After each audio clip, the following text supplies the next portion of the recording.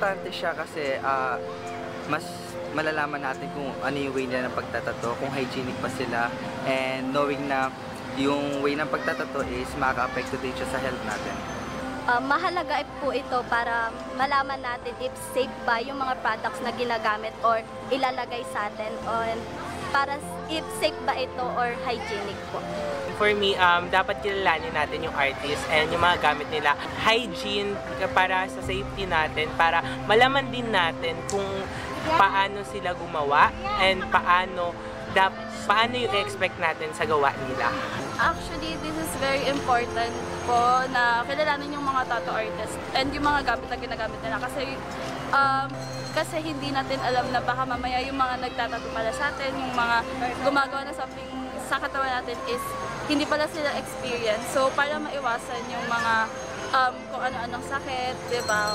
Baka magpasa-pasa siya. Importante na alamin muna natin yung background nila.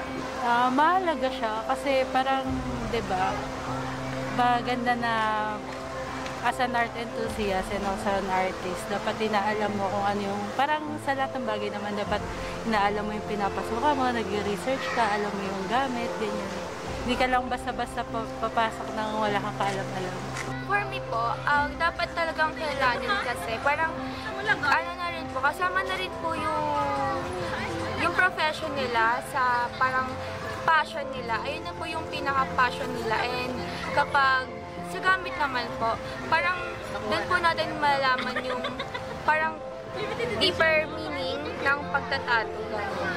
So, when it comes to parang pagtatato din po, I think mas intimate po kasi yun. Kasi alam ko po, may mga tao po na nagpapatato po sila in a very intimate area. So, if you're someone na parang nahihiya ka doon sa tao na supposedly is parang magtatato sa'yo, parang feeling ko po, magkakaroon po ng effect yun sa body mo, or magiging tense ka, and it would make the experience a lot more harder than it should be.